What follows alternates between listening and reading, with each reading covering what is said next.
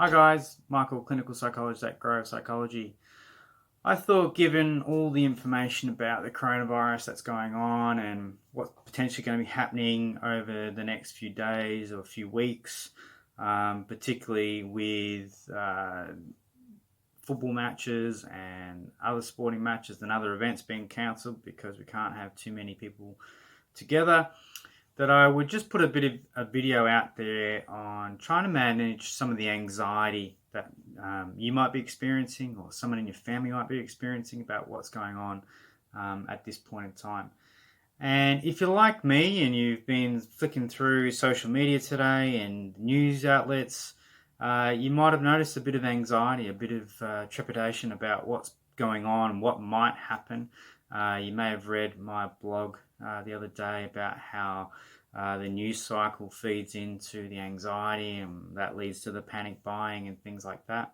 And we've certainly seen some images lately of people lining up outside Woolworths or Coles, shelves empty. I was in the shops this morning and the line was very, very large as people were buying up, and it's all very natural, normal reactions when we're feeling a little bit panicked.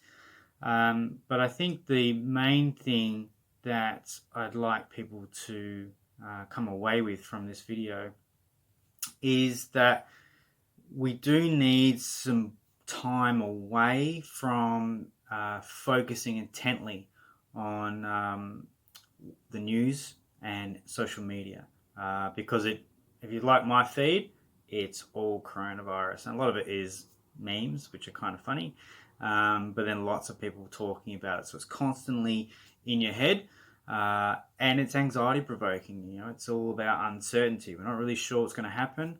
I guess the best description is that it's quite a fluid situation, so from day to day it is going to change. And it is all about trying to reduce the risk to those in our community who are most vulnerable, who might become very, very unwell or may even die because of other complications. So we need to, as a community, do our best. And the best thing we can do is to be quite vigilant about our hand hygiene in particular. Making sure that we wash hands, wipe down surfaces that we commonly use, so like a mobile phone, maybe once or twice a day, just give that a wipe. But making sure you're washing your hands thoroughly, particularly before you eat or drink, and making sure that if you cough or sneeze, that you try and do that into a tissue or into your elbow or something like that, and then discard the tissue as well. If we take all those things and we do what they call social distancing, so in our house we're doing lots of foot handshakes. We've got a little bit of a routine going. I'm doing a bit of jazz hands to my friends when I see them.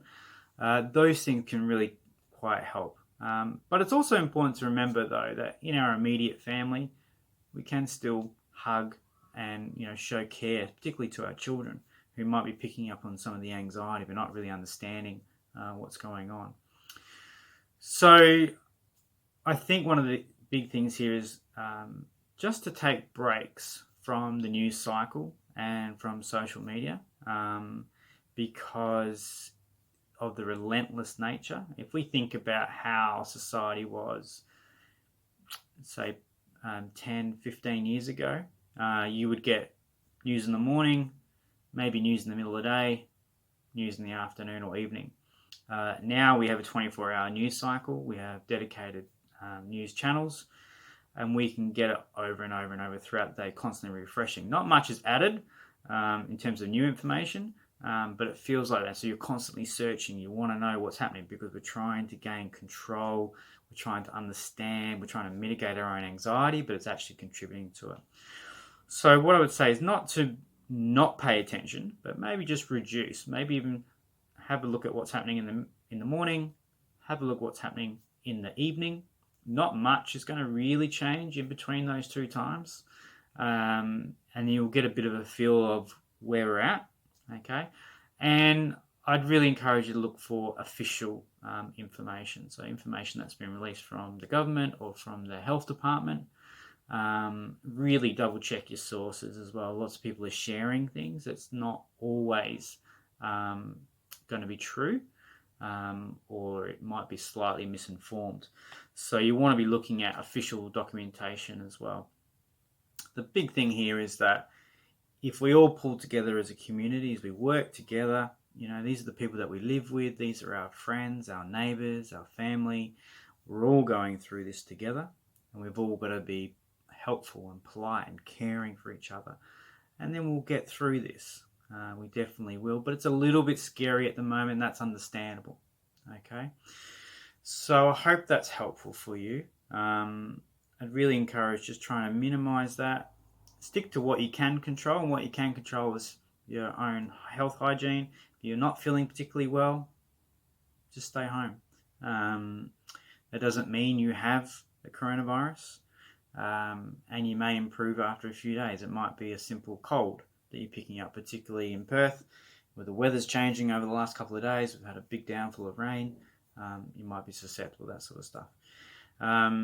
If it gets worse, if you start to display other symptoms, if you've been in contact with somebody who you know has coronavirus or who has come from a higher risk place, then it may be worth calling the coronavirus hotline and finding out more specific information.